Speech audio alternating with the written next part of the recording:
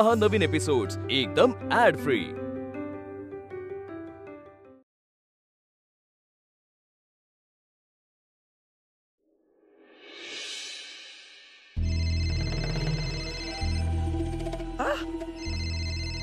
Hello Kanta, Datta बोलतोय।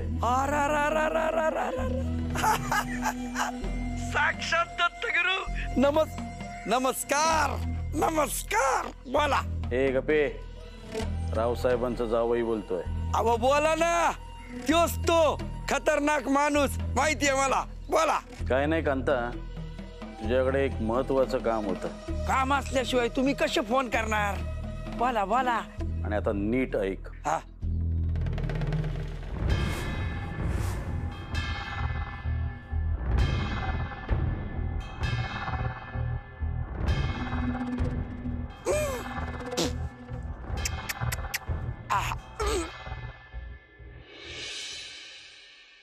बघते हा गजा कुठं आहे? अगं गेलाय पोरांसोबत खेळायला। आजकाल लय हुंदडायला लागतं त्याला। त्याला काय अभ्यास बिभ्यास आहे का नाही? काय माहिती। कुसुम, पार्वती संघ बोललीस का तू गौऱ्यांच? हा, त्यांना सांगितलं घ्यायला येते म्हणून। थोडं पैसे पण दिले। हा, मी पण येतो संघ। अहो अण्णा, आता परत गौऱ्यांची धूळ नाका तोंडात जाणार, परत दम्याचा त्रास। अगं पुरी काय नाही होत मला। अगं दमा आला तर हे आहे ना माझ्याकडे। हे काय हे काय औषध पंप आहे ना। दमा आला तर दम्याला दम देऊन गप्प बसू। हो, ऐका तरी आमचं। आम्ही दोघे जाऊ आणि गौरा ऐकून येऊ की? हा। अगं मला काय नाही होत वाली, येतो मी। अण्णा, अहो मी तुम्हाला रोज वेगवेगळी कामं करताना बघते, फक्त संबळ वाजवतानाच नाही बघत। अण्णा, तुम्ही आता कधीच संबळ नाही वाजवणार?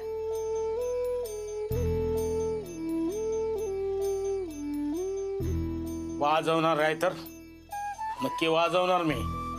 मी वाजवल्याशिवाय राहतोय होय? आता थोडं थोडं पैसे मी साचवू राहिलोय। लवकरच नवीन संबळ घेऊ आपण। वय चला चला, आवरा पाटापाटा। उद्याची सगळी तयारी अजून बाकी। चला चला चला। उद्याचं काय करू? उद्या काय होणार आहे यांना माहीतच नाहीये।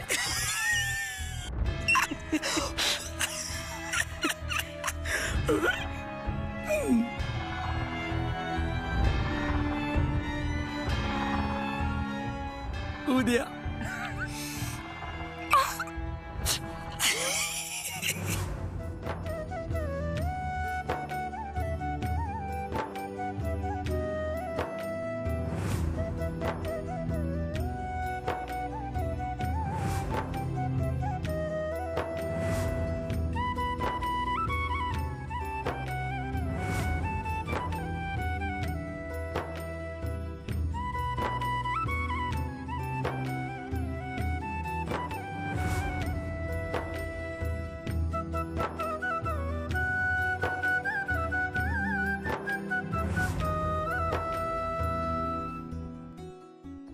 त्या आपल्या होळीच्या देणगीसाठी, स्टोर रूमच्या पुनर्बांधणीसाठी काहीतरी खर्च आहे ना?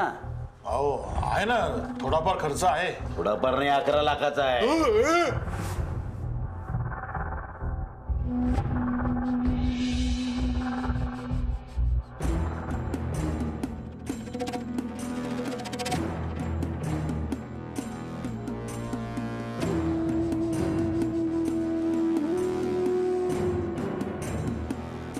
एकावर 2 शून्य म्हणजे 100, एकावर 3 शून्य म्हणजे 1000, 4 शून्य म्हणजे 10,000, 5 शून्य म्हणजे 1,00,000, 11 लाख म्हणजे लय होत्यात।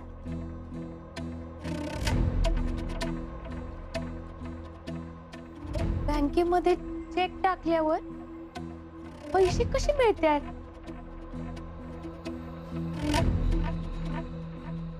फोन मध्ये बघायला पाहिजे।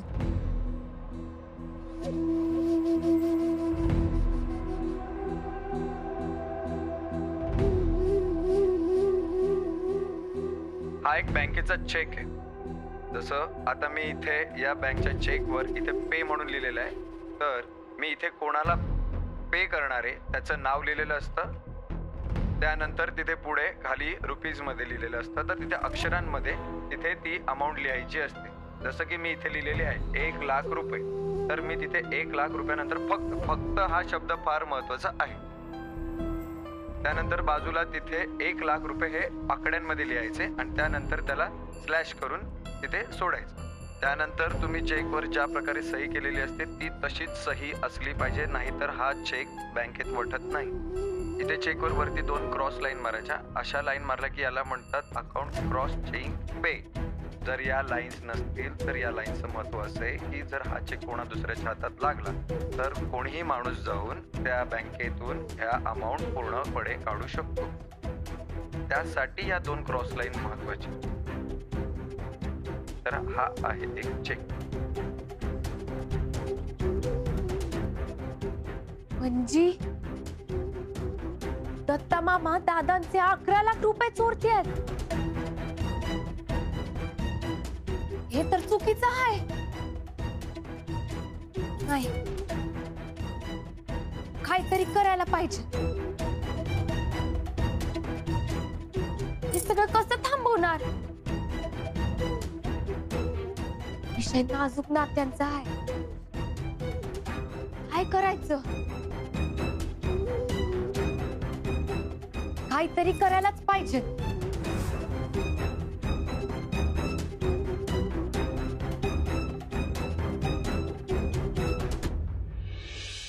कोणतेही विघ्न नाही तर या दत्ताभाऊचा प्लॅन सक्सेस व्हायला हवा. यात पकडलो गेलो तर इज्जत जाईल आणि नोकरी पण जाईल. त्यात मालक चांबडी सोलून काढतील ते वेगळंच. अरे यार, खरं तर उगाच काम करायला मी तयार झालो, पण झालो नसतो तर त्या दत्ताभाऊनी मला जिवंत सोडलं नसतं.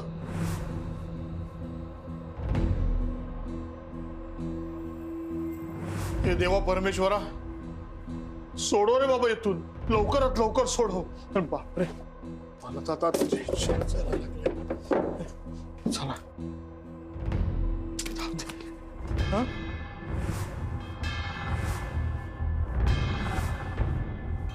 इथे या वेळेला?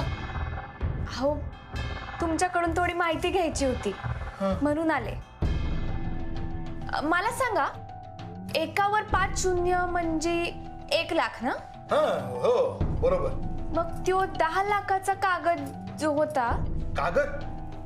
अहो कागद नाही, त्याला चेक म्हणतात. हा, चेक. तो कशासाठी होता?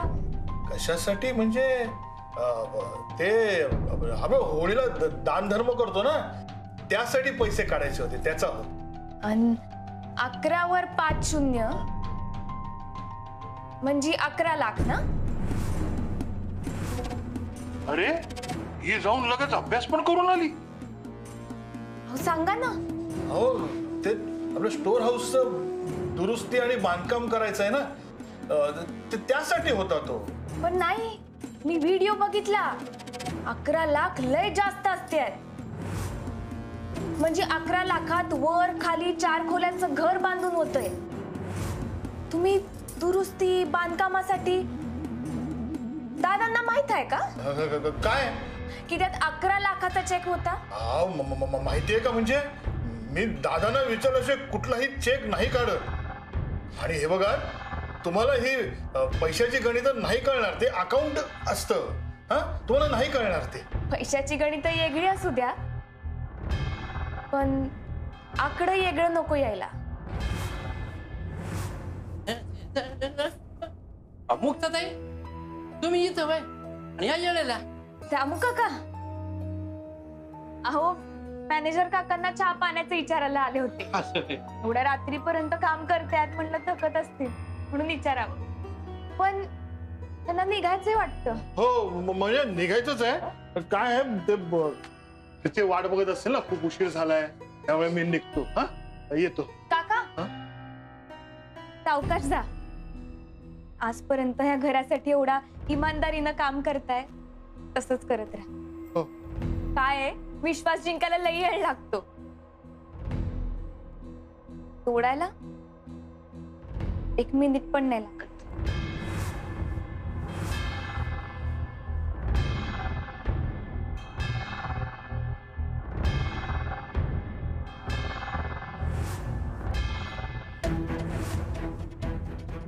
ही कालची मोलकरीणात माझ्यावर बोट ठेवायला पाहते. पण हिला हे कळत नाहीये की मी अडकलो तर दत्ता आणि अंबिका पण अडकणार आहेत. मुक्ता, तू आगीशी खेळतेस, यात तुझे पण हात भासतील हे लक्षात ठेव.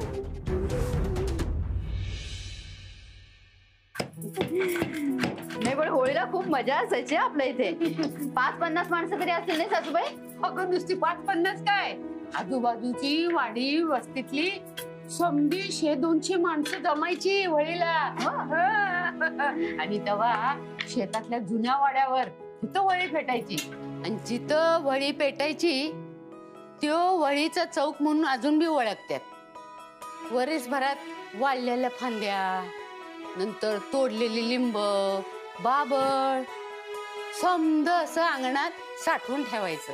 आणि होळी आली की मग ते उभं रचायचं. आणि एकदा का होळी पेटली की मग ते हे हे हे हे आबाळाला जाऊन भिडायची. ठिणग्यांची तडतड, लोकांची बोंब, होळी रे होळी, पुरणाची पोळी. आणि बाय बाय बाय बाय, हनुमानानं लंका पेटवल्यावर जसं चितार दिसत असेल ना, अगदी तसंच दिसायचं. गावातली पोरं ढोल वाजवायची, समधी पुरुष माणसं त्या होळी भोवती रिंगाण धरून धुमाडी वाचायची आणि फटाफटा नारळ फोडायची. हा लई रंग चढायचा तवा. एकदमच भारी आहे. मग आमच्या नशिबात नाही हो अशी ही होळी. अहो, तुम्ही यायच्या आधी 20 वर्ष झाली असतील, तेव्हापासून समद बंद झालं. समद इखुरला आणि मग इकडच्या वाड्यावर आम्ही राहायला आलो. हो हो, मला आठवतं ना. म्हणजे मी अगदी 8-10 वर्षाची असेपर्यंत सगळं आठवतं मला. आजोबांना मला मांडीवर घेऊन बसायचे. तुला सांगते ना वहिनी, आपलं नगरकर घराणं म्हणजे अगदी एक रुबाबच वेगळा आपला.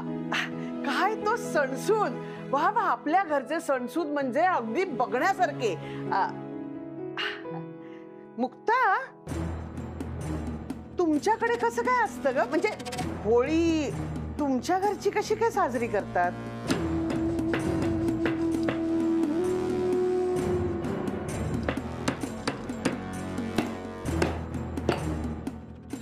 थोडशील ते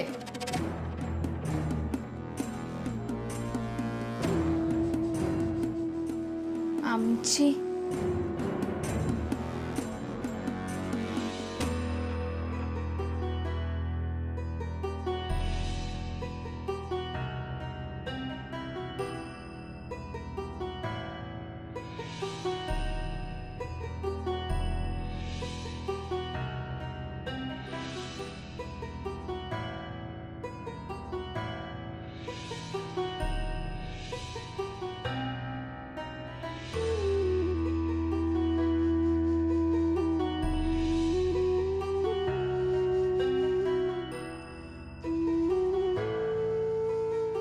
होळी असली नाही तर कोणताही सण असला, आमच्यासाठी 4 पैसे कमवण्याची भारी संधी असते.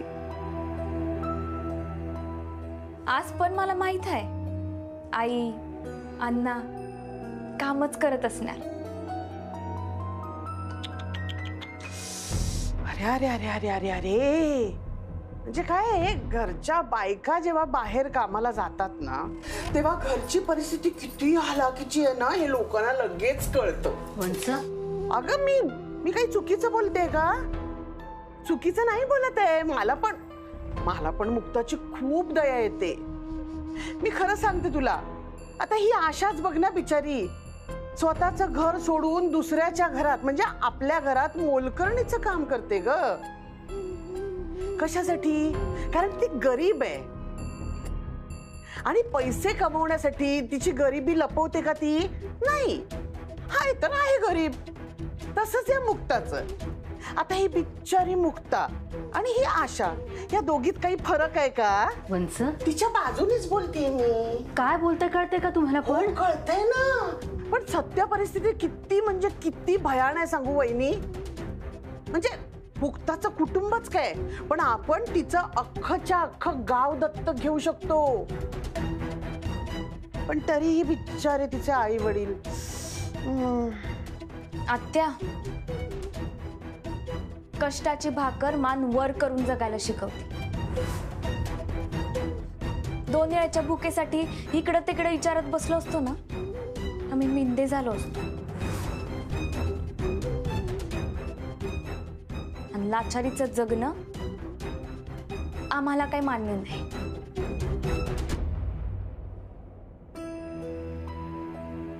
हे आमच्यापेक्षा जास्त चांगलं कुणाला समजणार आहे मुक्ता. पण मुक्ता, खरं सांगू, आम्हा सगळ्यांना तुला मदत करायची खूप इच्छा आहे.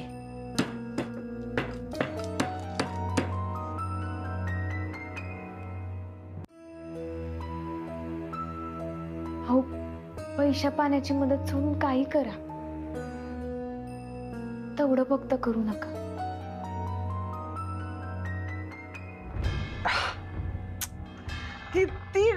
किती कौतुक करायचं मुक्ता तुझं. म्हणजे खरंच खरंच तू ना कौतुक करण्यासारखीच मुलगी आहे. पण मी काय म्हणते, तुला खरंच या पैशाची हाव नाहीये ना? नाही म्हणजे कसं आहे ना, दादानी जसं तुला सून म्हणून स्वीकारलं ना, तसं मीही अगदी डोळे बंद करून तुला या घरची सून म्हणून स्वीकारलं. पण तू जे काय करतेस ना, हे ह्या लोकांना माहिती नाहीये ना अजून. ते सगळं डोळ्यासमोर आलं पाहिजे यांच्या. तुला म्हणून सांगते वहिनी, मुक्ताला की नाही आपल्या घरातले सगळे व्यवहार स्वतःच्या हातात घ्यायचे.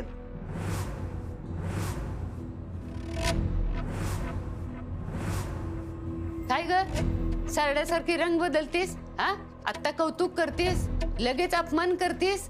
या घरात काही चांगलं चाललेलं तुला बघवत नाही काय ग? वाटलंच मला, तूही मलाच बोलणार ना.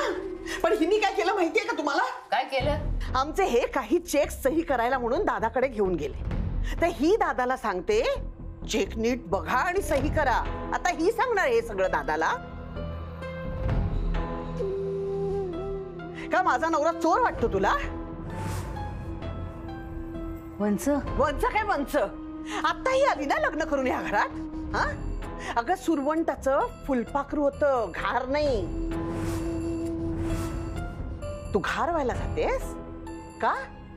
घारीसारखा एकत्रच पंजा मारायचा या घरावर. पण हे विसरू नकोस, या घरात तुझी मोलकरणी इतकी पण लायकी नाहीये.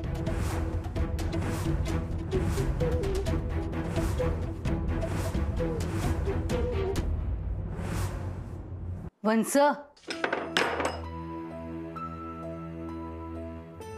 काय करू मी यांचं? बघ कशी गेली. मुक्ता, तू त्यांच्या बोलण्याकडे नको लक्ष देऊ आणि मनावर तर अजिबातच घेऊ नको. तोंडाला येईल ते बोलत असतात त्या. पण चेकचं काय म्हणत होत्या त्या? काय झालंय? काही चुकीचं घडलंय का? तसं विशेष काहीच नाही. त्या ज्या म्हणत होते तसं काहीच नाही. त्यांनीच काहीतरी चुकीचा अर्थ घेतलाय. चुकीचं नाही, लय शानी आहे ती. जिथं तिथं आग कशी लावता येते ते पहिल्यांदा बघते. वेळ वेळ महत्वाची असते मुक्ता. ती सगळं काही नीट करते. तिच्यावर विश्वास ठेव. होलिका माता, तुझ्या आजच्या पवित्र अग्नीमध्ये राग, लोभ, मद, मत्सर सगळं जळून खाक होऊन जाऊ दे.